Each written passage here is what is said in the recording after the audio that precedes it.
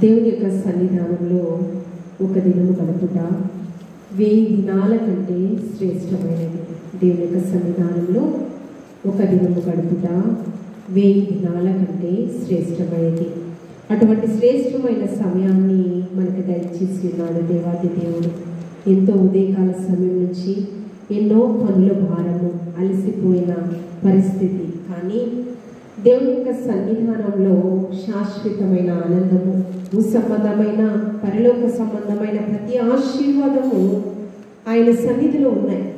కాబట్టి మనం ఎంతో శక్తికి మించిన కొలది ప్రయాసపడుతున్నాము, కానీ ఏమి మనం చేస్తే దేవుని ఎదుట నుంచి ఆశీర్వాదాలు పొందుకుంటాము అని తెలియక మనము ఎంతో ప్రయాసపడుచున్నాం. ఎంత ప్రయాసపడుచున్నా కార్యసిద్ధి కలుగొచ్చేవాడు, మన చేతుల కష్టార్జితమును నూరంతలుగా ఫలింపచేవాడు ఆయన. మనం శక్తికి మించిన కొలది ప్రయాసపడిన ఫలితం మాత్రము దేవుని మీదే మనం భారం వేయాలి కదా. పరిశుద్ధిగా నీకు వందనాలు ప్రభువా. ఏర్పాటు చేయబడినటువంటి పురుషుల కూడికను బట్టి వందనాలు ప్రభువా. సమయమును సద్వినియోగపరచుకుని నీ సన్నిధిలో నిలబడినటువంటి వారిని మీరు దీవించండి ప్రభువా. సహోదరులను త్వరపెట్టి నీ సన్నిధిలోనికి మీరు నడిపించుకోండి. దైవికమైన జ్ఞానంతో బలపరచండి ప్రభువా. గృహ యజమానులు ప్రభువా ఎంతో గొప్ప ఆధిక్యత ప్రభువా. అవును ప్రభువా, ఇక గృహ యజమానులకు ఏ విధంగా దైవికమైన జ్ఞానము కలిగి ఉండాలో తగిన జ్ఞానం వారికి మీరు దయచేయండి. నీ వాక్కులతో బలపరచమని క్రీస్తు పరిశుద్ధ నామములో అడిగి వేడుకుని ప్రార్థించుచున్నాము తండ్రి, ఆమేన్. విశ్వాసులకు తల్లిదండ్రులు అబ్రహాము శారములు. అబ్రహాము శారములు విశ్వాసులకు తల్లిదండ్రులు. అయితే అబ్రహాము గారు 75వ సంవత్సరం, ఎన్ని సంవత్సరాలు? ఆయనకి 75 ఏట దేవుని యొక్క స్వరాన్ని విన్నాడు. చాలా ధనవంతుడు అబ్రహాము. ఏమని మాట్లాడుతున్నాడంటే పరమ తండ్రి, అబ్రహామా, అప్పుడు తనకి అబ్రహాము అని పేరు పెట్టబడలేదు. అబ్రామా, పరమ తండ్రి అబ్రాముతో మాట్లాడుచున్నాడు. అయ్యా, ఉన్న పాటున నేను చూపించు దేశానికి నీవు వెళ్ళిపో, ఉన్న పాటున నేను చూపించు దేశానికి వెళ్ళిపో అని అబ్రహాముతో యెహోవా తండ్రి మాట్లాడాడు. 75 ఏట కదయ్యా, వృద్ధాప్య వయసు నాకు వచ్చేసింది అని మాట్లాడలేదు. మొట్టమొదటిసారి దేవుని స్వరం విన్నది అబ్రహాము 75 ఏట. 75 సంవత్సరాలు దేవుని స్వరం విల్ల, మానవ స్వరాలే విన్నాడు. కానీ 75 ఏట దేవుని స్వరం విన్నాడు. దేవుని స్వరము ఆయన మాట అంట చుట్టే తేనె దారుల కంటే మధురమైనది. ఆయన మాట మనకి ఆదరణిస్తుంది.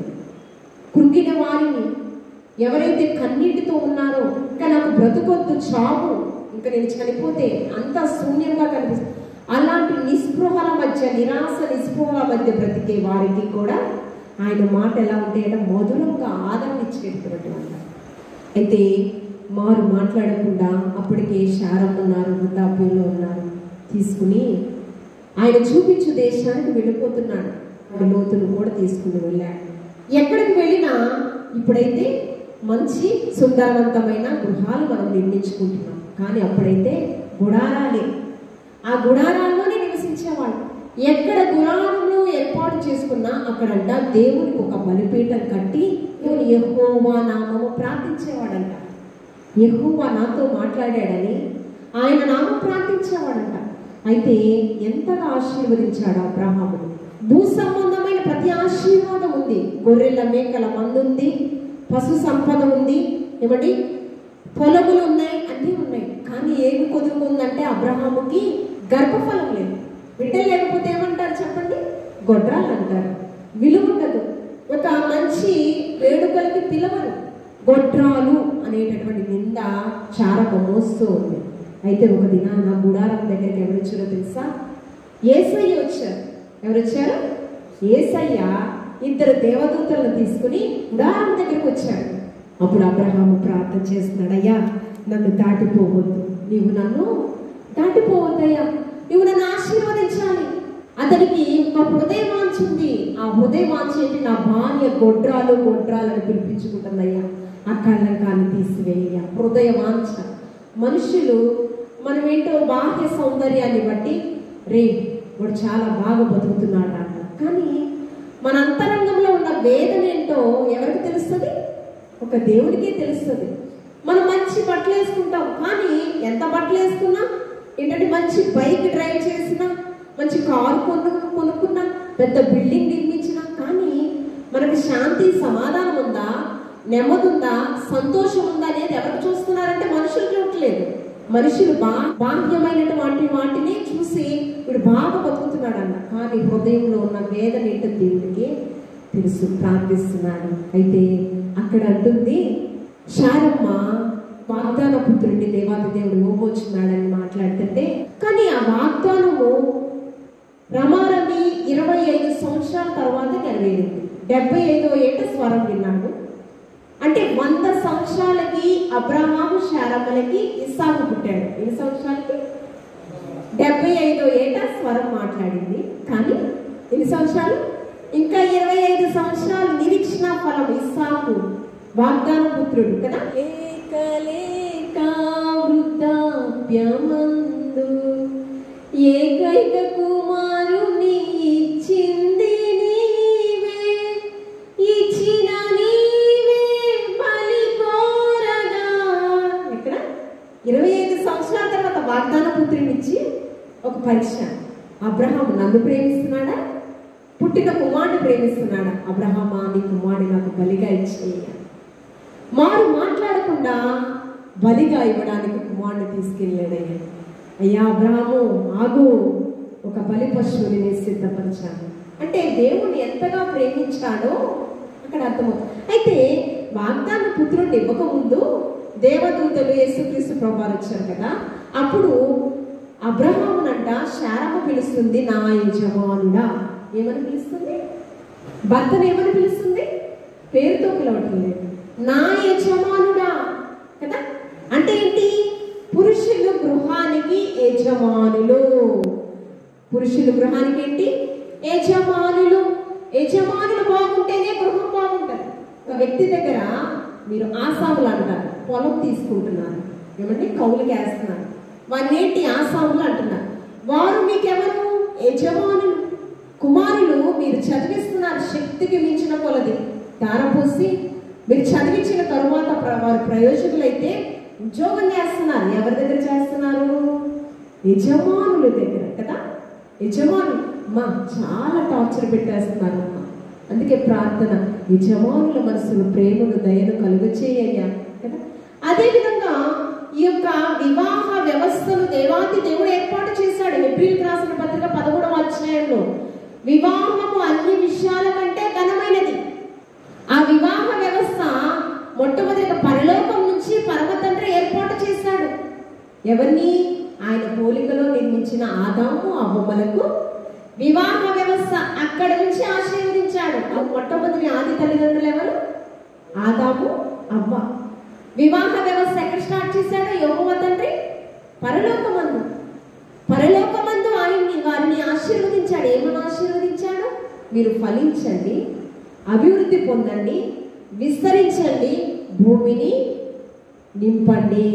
ఫలించాలి. ఫలింపు లేకపోతే, బిడ్డలు ఎదుగుదల లేకపోతే ఏమంటాము? మరుగుజ్జుతనం అంటాము. అంతేనా? తల్లిదండ్రులు బాధపడతారా? అయ్యో నా కుమారుడు ఎదగట్లేదే, బాధపడతారు. మరుగుజ్జుగానే ఉండాలనుకుంటామా? పొదుగు లేక ఉండాలనుకుంటామా? ఏమండి? మన పాడి పంటల్లో ఫలము రావాలి, పొలములో స్వేచ్ఛము మనం అనుభవించాలి, ప్రతి దానిలో ఫలము రావాలి కదా.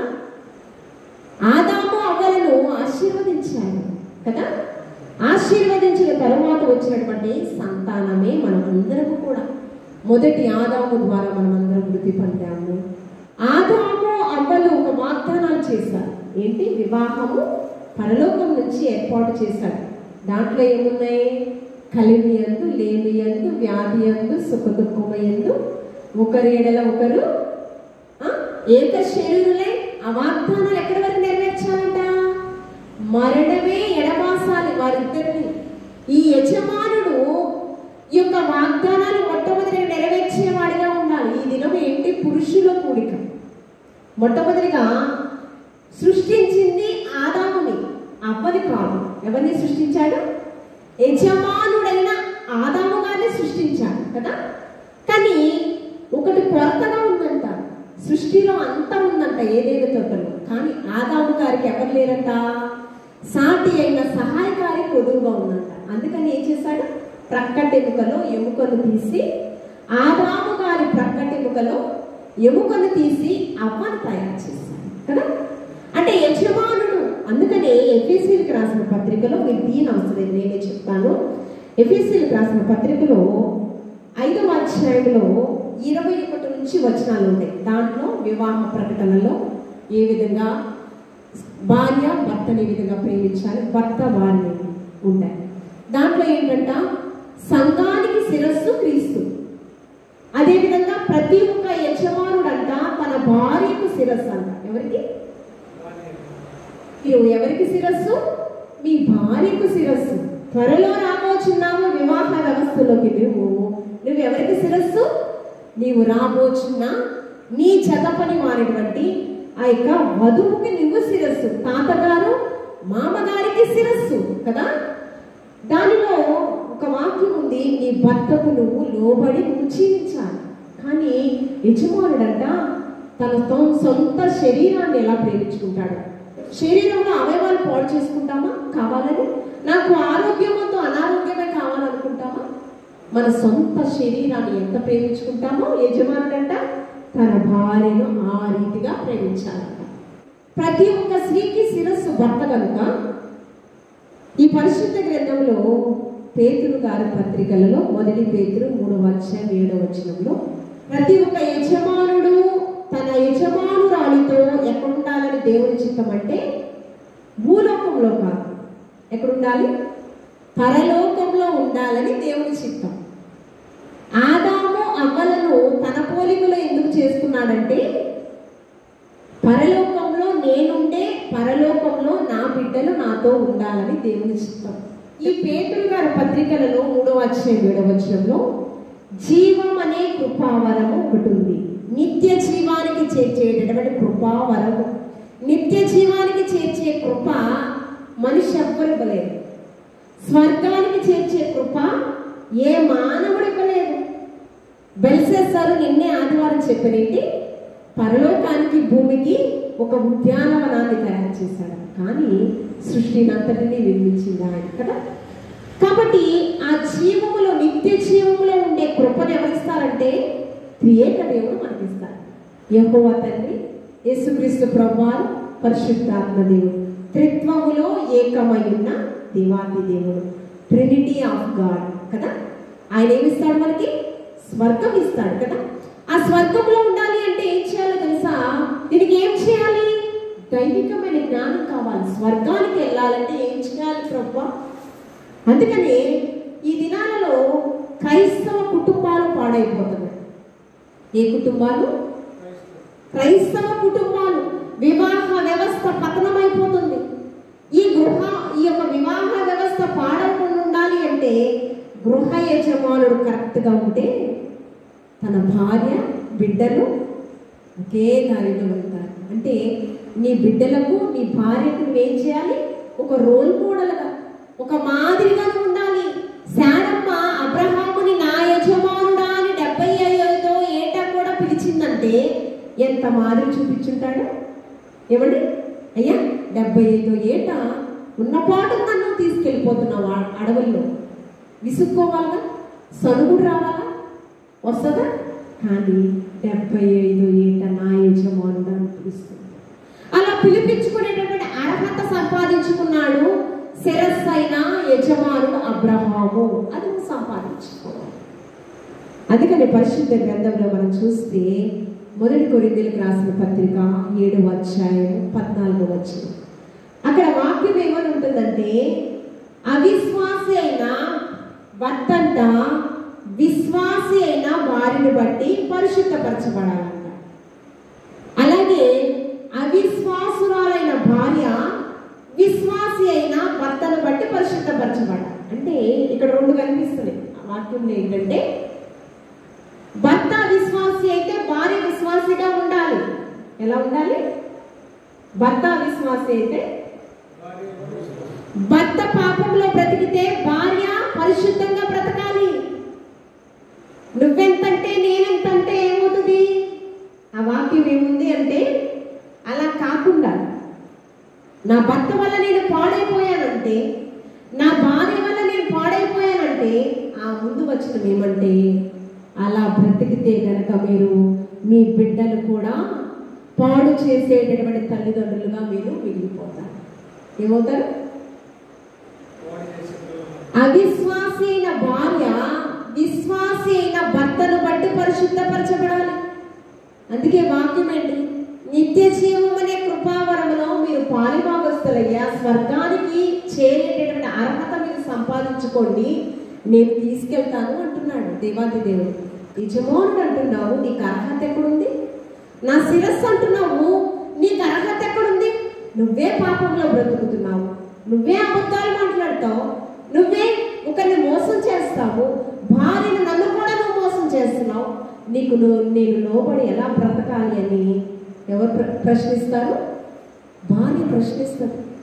పోనీ భర్త ఏదో తప్పిదం చేస్తే భార్య అయినా, అయ్యా ఇది కరెక్ట్ కాదు, ఈ శాపము బిడ్డల మీదకి వస్తుందయ్యా, మనం కరెక్ట్గా బ్రతకపోతే ఆ ఫలితము మన బిడ్డలు అనుభవిస్తారయ్యా అని భార్య అయినా చెప్పాలిగా. ఇప్పుడు ఏమవుతుంది? కుటుంబ వ్యవస్థ పతనం అయిపోతుంది. ఎందుకంటే యజమానుడు సరైన ఆత్మీయ జ్ఞానంతో కుటుంబాన్ని నడిపించుకోలేకపోవడం. గృహానికి యజమానుడు భార్య కానే కాదు, ఎవరు? భర్తే. భర్త శిరస్సుగా ఉండాలి, భార్యకు మాదిరికరంగా ఉండాలి, బిడ్డలకు మాదిరికరంగా ఉండాలి. అందుకని ఈ యొక్క కొరింథీయులకు రాసిన పత్రికలో అంట, బిడ్డల కొరకు దేవాతి దేవుడు యెహోవా యందు భయభక్తులు కలిగినటువంటి వారినంట దేవాతి దేవుడు ఆశీర్వదించాడు. ఎలా ఆశీర్వదించాడంటే సంపదతో ఐశ్వర్యంతో ఆశీర్వదించాడు. అంతేకాకుండా నీలో గిట నీ భార్య ఫలించు ద్రాక్ష. ఎలాగా? నీలో గిట నీకెలా ఉండాలి? నీ భార్య ఫలింపు ఇచ్చే విధంగా నీ భార్య ఎలా ఉండాలి? నీలో గిట నీ భార్య మాత్రమే, నీ భార్య ఫలించు ద్రాక్షావళి వలె. అంజూరపు చెట్టు కట్టి నాటెను ద్రాక్షావనమందు, పూతాలేదే పిండాలేదే పచ్చని ఆకులతో నిండే. నిజమైన ద్రాక్షావళిని నేను, నా తండ్రి వ్యవసాయదారు కదా. తోటమాలి యేసు మన కొరకు ప్రార్థన చేస్తూ ఉన్నాడు. ఎలా ఉండాలంట? సామెతల గ్రంథము 14వ అధ్యాయం 1వ వచనంలో, జ్ఞానము కలిగిన స్త్రీ కుటుంబాన్ని కట్టును, 3 రాళ్ళు తన చేతులతో. ఎక్కడైనా ఈ స్లోగన్ విన్నావా నాన్న? ఏంటంటే, స్త్రీ తలుచుకుంటే రాజ్యాలే పతనమైపోయాయిరా. విన్నావా? నేను విన్నాను. స్త్రీ తలుచుకుంటే ఏమవుతుందంట? రాజ్యాలు పతనమైపోతున్నాయి. కుటుంబాలు ఒక లెక్క ఏమవుతుందండి? కుటుంబాలే. నేటి ప్రస్తుత పరిస్థితులలో ఎన్నో పరిస్థితులు మనం చూస్తున్నాం. భర్తల్ని భార్యలు చంపేస్తున్నారంట. అక్కడి వరకు ఎవరు తీసుకొస్తున్నారు? నువ్వు పర్ఫెక్ట్గా ఉంటే, యజమానుడుగా నీ బాధ్యతలు నువ్వు నెరవేర్పిస్తే నువ్వు ఎలా చూసుకోవాలంట? నీ సొంత శరీరాన్ని ఎలా చూసుకుంటావో, ఏమంటే కలిమి లేమి వ్యాధి సుఖదుఖములు ఎందు నేను నా భార్యను హత్తుకుని బ్రతుకుతానని వాగ్దానం చేశావు. వాగ్దానాన్ని నెరవేర్చకపోతే ఏమవుతుందా? నీకు బాధ వేస్తుంది కదా. ఏమండి? నువ్వెవరో తెలియదు, నీ ముక్కు ముఖం ఏంటో తెలియదు, నీ యొక్క పద్ధతులు ఏంటో తెలియదు, నువ్వు ఎలా బ్రతుకుతావో తెలియదు. 10 సంవత్సరాలు తన యొక్క తల్లిదండ్రుల అడుగుచాడల్లో బ్రతికిన కుమార్తె నిన్ను నమ్మి ఏమైందండి? కేవలం నిన్ను నమ్మి వివాహ వ్యవస్థలో ఏమండి నీ చేయి పట్టుకుని నీ ఇంటికి వచ్చిన నువ్వు భార్యని ఎలా చూసుకోవాలి? బాధ్యత కలిగి నువ్వు జీవిస్తే, మంచి నడవడికలో నువ్వు బ్రతికితే, అప్పుడు నీ భార్య తప్పు చేస్తే నువ్వు ప్రశ్నించే అధికారం కూడా ఉంటుంది. అందుకని నీకు భార్య విలువటం లేదంటే, నీకు లోబడి జీవించటం లేదంటే దానికి కారణము స్వయం కృత అపరాధం అనేది మనము తెలుసుకోవాలి. తర్వాత ఎలా ఉండాలి? నీ పిల్లలు భోజనపు బల్ల చుట్టూ బిడ్డలు వలీవ మొక్కల వలె ఉండాలి. బిడ్డలు లేని తల్లిదండ్రులు చాలా మంది ఉండాలి. మీకే ఎందుకు ఇచ్చాడంటే దేవుని విచిత్రమైన కృప. బిడ్డలు లేని వాళ్ళు చాలా మంది ఉన్నారు కదా. బిడ్డలు ఉన్నవారు కూడా చాలా అనాథల రోడ్డు అమ్ముకుంటున్నారు. కానీ మీకు మంచి ప్రశాంతమైన వాతావరణం ఎందుకు ఇచ్చాడంటే దేవుడు ఉచితమైన కృప. నీ బిడ్డలు ఎలా ఉండాలంటే భోజనపు బల్ల చుట్టూ వలీవ మొక్కలు. భోజనం అంటే ఇక్కడ కాదండి. ఏ భోజనం అంటే 12 మంది శిష్యులతో చివరి ప్రభురాత్రి భోజన సంస్కారం చేశాడు యేసుక్రీస్తు ప్రభువు. సిలువలో బలియాగం అయ్యే ముందు 12 మంది శిష్యులకు ఏం చేశారు? 12 మంది శిష్యులతో పాటు విందు చేశాడు కదా. ఆ 12 మంది శిష్యులకు పాదాలు కడిగాడా? పాదాలు కడిగి వారిని పవిత్రపరచడానికి. ఏమండి? పాదాలు ఒక తగ్గింపు సాదృశ్యం. భోజనపు పళ్ళ చుట్టూ అంటే ఆ ప్రభురాత్రి భోజన సంస్కారం దేనికి సాదృశ్యంగా కనిపిస్తుందంటే, అమ్మా నేను వెళుతున్నాను మీకు నివాస స్థలమును సిద్ధపరచడానికి, మీరు నాతో కూడా ఉండాలని. ఎవరు? మనమందరము కూడా పరలోక రాజ్యములో ఉండాలని. ఆ పరలోక రాజ్యంలో ఎవరుంటారంటే దేవదూతలు.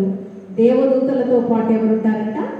యజమానుడు, యజమానురాలు, వారికి ఇచ్చిన బిడ్డలు భోజనపు బల్ల చుట్టూ వలీవ మొక్కల వలె ఉండాలి. వలీవ చెట్టు చాలా ప్రశస్తమైనది, ప్రాముఖ్యమైనది. దానికి చావు లేదు. నోవాహు జలప్రలయం వచ్చింది కదా. నోవాహు పరిశుద్ధ గ్రంథంలో కదా, నోవాహు కదా. జలప్రలయం వస్తే జలప్రలయం 40 పగళ్ళు 40 రాత్రులు అంతా కొట్టుకుపోయింది నీటితో కదా. ఆ ప్రాంతం నోవాహు ఓడలో కుటుంబం అంతా సురక్షితంగా ఉంటే ప్రాంతాన్ని ఒకసారి చూసిరా అని ఫస్ట్ కాకిని పంపించాడు నోవాహు కాకిని పంపిస్తే కాకి అవిశ్వాసానికి సాదృశ్యం. కాకిని పెంచుకోవడానికి ఇష్టపడతారు ఎవరైనా? పావురాన్ని పెంచుకోవడానికి ఇష్టపడతారు. పావురకు శాంతికి చిహ్నము, దేవుని ప్రతినిధి కదా. అవిశ్వాసి కనుక యజమానుడికి లోబడలేదు, తిరిగి రాలా. మరలా ఎవరిని పంపించారు? వాతావరణం ఎలా ఉందో చూసిరమ్మని పావురాన్ని పంపించారు. చెట్లన్నీ పాడైపోయినాయి జలప్రలయంలో, ఏమీ లేదు, నిర్మానుషంగా ఉంది. కానీ అక్కడ ఉందంట ఏంటి? వలీవ చెట్టు చిగురుందంట అక్కడ. వలీవ చెట్టు కొమ్మను ఎవరు తీసుకొచ్చారంటే పౌరం తీసుకొచ్చి నోవాహు యజమానుడికి తీసుకొచ్చింది. భోజనపు బల్ల చుట్టూ బిడ్డలు వలీవ మొక్కల వలె. అందుకని 144 సంకీర్తన, కుమారులంట ఎదిగిన మొక్కల వలె ఉండాలి, కుమార్తెలు నగరకు చెక్కబడిన మూల కంబాల వలె ఉండాలి. కాబట్టి నువ్వు కరెక్ట్గా ఉంటే గృహానికి యజమానుడు దైవికమైన జ్ఞానంతో పాపాన్ని అసహించుకుని మాట్లాడకూడని పదచరాలు మాట్లాడకుండా మనం ఏం మాట్లాడితే అదే అనుకరిస్తూ ఉంటారు. ఏమండి? సరస్వక్తులు మాట్లాడితే అదే మాట్లాడతారు, ఇచ్చకపు మాటలు మాట్లాడితే అదే మన బిడ్డలు మాట్లాడతారు. మన తెలుగే భాష, మన వాడుక భాష ఏంటి? తెలుగు. దేశ భాషలందు తెలుగు లెస్స. మనం తెలుగు మాట్లాడుతున్నాం కాబట్టి మన బిడ్డలు కూడా తెలుగే మాట్లాడుతున్నారు. అదే నువ్వు ఇచ్చకపు మాటలు మాట్లాడితే, సరస్వక్తులు మాట్లాడితే నీ బిడ్డలు కూడా అదే మాట్లాడుతున్నారు. ఏం మాట్లాడాలి? ప్రతిదీ నీ బిడ్డలు నిన్ను అనుకరిస్తున్నారనేది నువ్వు మర్చిపోవు. నువ్వు ఏం చేసినా నీతి యావత్తు, ఏమండి, నువ్వు నడిచే వైఖరి కరెక్ట్గా ఉండాలి, మాట్లాడే తీరు పద్ధతి మంచిగా ఉండాలి, వస్త్రధారణ మంచిగా ఉండాలి. వాడు వెళితే నడిచేటప్పుడు అరే ఎంత మంచిగా రా, మాట తీరు ప్రవర్తన చాలా మంచిదిరా అని ఒక 2-3 నీ దగ్గరకు వచ్చి ఒక మంచి మాటలు నేర్చుకునే విధంగా. మంచి మాటలు ఎక్కడో అసలు మొట్టమొదటిగా నీ బిడ్డలు నేర్చుకుంటే చాలు. ఈ బిడ్డలు నేర్చుకుంటే చాలు. కాబట్టి బిడ్డలు అందించాలి అన్నా, భార్య నిన్ను కడవరకు నీకు నమ్మకంగా ఉండాలన్నా, నిన్ను వివాహ బంధంలో చేసిన వాగ్దానాలు నెరవేర్చాలన్నా, నేను బాగానే ఉన్నాను, బాగానే పవిత్రంగా బ్రతుకుతున్నాను, పరిశుద్ధంగా ఉన్నాను, కానీ నా భార్య ఉండడం లేదు, నేను ఏం చేయాలి నాకు అర్థం కావట్లేదు. కొన్ని సందర్భాలలో భార్య మంచిగా ఉంటుంది, భర్త పాడైపోతుంది, నేనేం చేయాలో నాకు అర్థం కావట్లేదు. అందుకని పరిశుద్ధ గ్రంథంలో చివరికి ఒక మాట, హోషేయ ప్రవక్త ఒక ప్రవక్త ఉన్నాడు. హోషేయ ప్రవక్త యేసయ్యకు సాదృశ్యం. ఈ భూమి మీద మంచివాడు ఎవరు ఉన్నారా? మంచివారు లేదు కనుకనే యేసయ్య మన కొరకు వచ్చాడు. మంచివాడిగా మానవ రూపం దాల్చాడు, ఆయన రక్తాన్ని చిందించాడు. హోషేయ ప్రవక్త ఒక ప్రవచనం చెప్పేటటువంటి వ్యక్తి, పరమ పరిశుద్ధుడు, పవిత్రుడు. ఆయనకి వివాహ సమయం వచ్చింది. అయ్యా, నేను వివాహం ఎవరు చేసుకోవాలని ప్రవక్త అడుగుతున్నాను.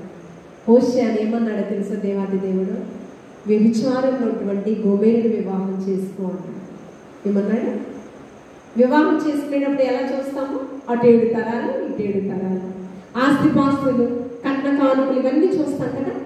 అయ్యా అదేంటయ్యా, నేను ఎంత పవిత్రంగా బ్రతికాను, అనేక మందికి రోల్ మోడల్గా ఉన్నాను, అదేంటేంటయ్యా, అలా చేసుకుంటే నన్ను ఎంత అవమానకరంగా మాట్లాడతారు. లేదు లేదు, యేసయ్య హోషేయ ప్రవక్త సాదృశ్యంగా ఉన్నాడు. ఏ మంచి లేని మనల్ని, మంచి లేని నా పైన ఎంతో ప్రేమ చూపావు, అది ఎంతమైన వాడవు, మనవుని రూపమిచ్చావు, పరలోకమును విడచి దిగి వచ్చినావు భూమికి. ఎలాగంట?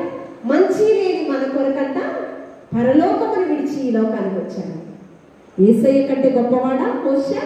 చెప్పాడు వారు మాట్లాడకుండా. అలాగే అంట ఈ వివాహ బంధంలో చేసినటువంటి వాగ్దానాలు, నీ భార్యను వెన్నటన్నడికి విడిచిపెట్టడానికి వీల్లేదు. యేసయ్య మనల్ని క్షమించాడు.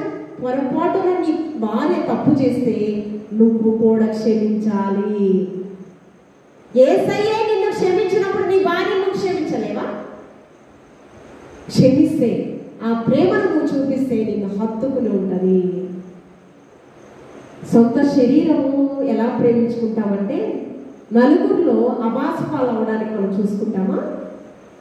సొంత శరీరం అంటే ఆరోగ్యమే కాదు, మన గౌరవము నలుగురిలో అబాసుపాలు అవడానికి చూస్తామా?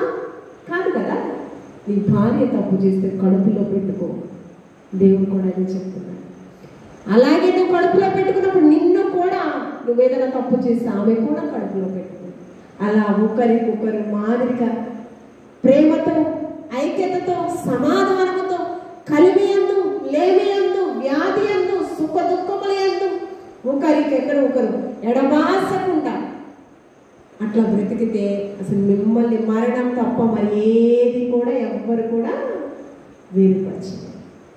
కాబట్టి గృహ యజమానుడు శిరస్సు, గృహ యజమానుడు శిరస్సు.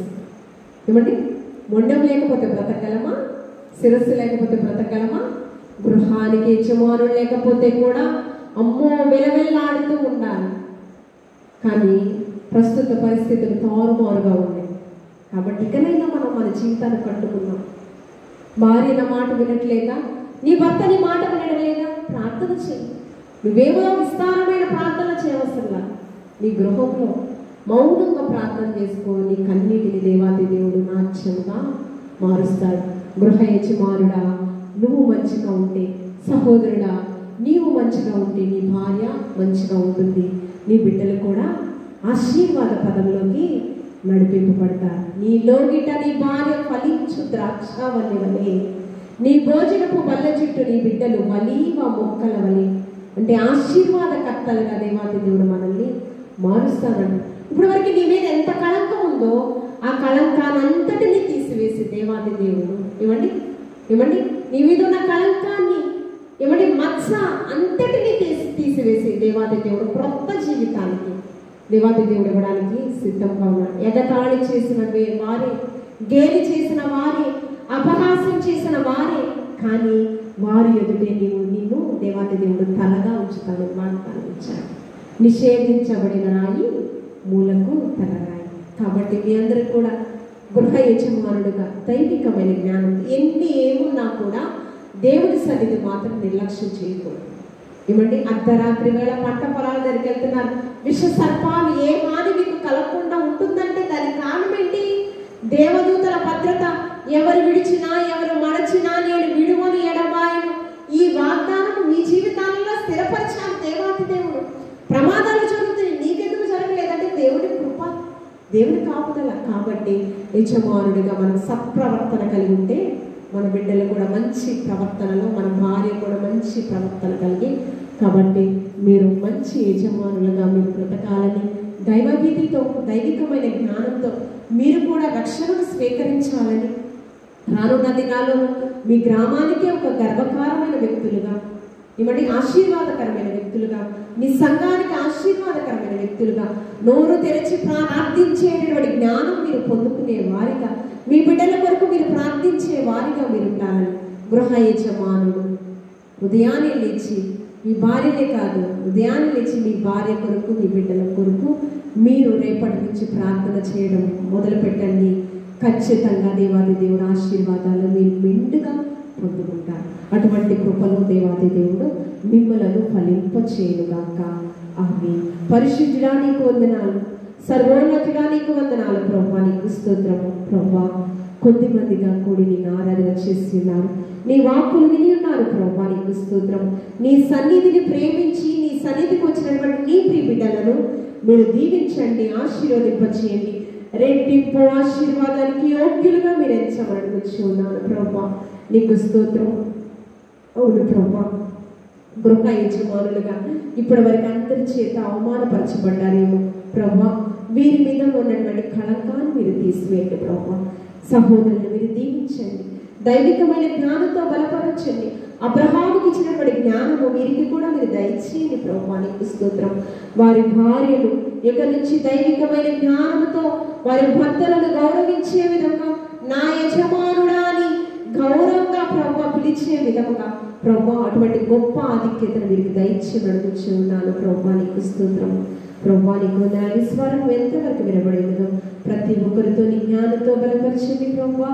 ప్రభువా క్షయమైన వాటి కోసం ప్రయాసపడకుండా పరలోకానికి ప్రభువా, పరలోక రాజ్య పౌరులుగా ప్రభువా చేరేటటువంటి గొప్ప భాగ్యము ఇక్కడున్న ప్రతి ఒక్కరికి ప్రభువా సమయమును సద్వినియోగపరుచుకునే వారి కుటుంబాలకు మీరు దయచేసి నడుపుచున్నాను. రాలేనటువంటి వారికి మరొక తరుణాన్ని మీరు దయచేసి ప్రభువా నీలో ఫలింపచేసి నీలో చిగురింపచేయమని ప్రభువా పడుకొనిచుండగా ప్రభువా మరి కళల ద్వారా, దర్శనాల ద్వారా నీతో మాట్లాడే కృప మీరు దయచేయమని ప్రభువా నీకు వందనాలు. వీరి యొక్క కన్నీటిని మీరు నాట్యంగా, సంతోషంగా మీరు మార్చమని, మీ పరిచర్యలో పాత్రలుగా వీరిని వాడుకోమని క్రీస్తు పరిశుద్ధ నామములో అడిగి వేడుకుని ప్రార్థించుచున్నాము తండ్రి. ఆమేన్. తండ్రి, కుమార, పరిశుద్ధాత్మకి నిండు దీవెనలు ఇప్పుడు ఎల్లప్పుడు సదాకాలము సమయమును సద్వినియోగపరుచుకున్న వారిపైన, వారి కుటుంబాలపైన, గ్రామంలో ఉన్న ప్రతి ఒక్కరిపైన, సకల పరిశుద్ధులపైన సదాకాలం నిలిచి తోడైండును కాక. ఆమేన్.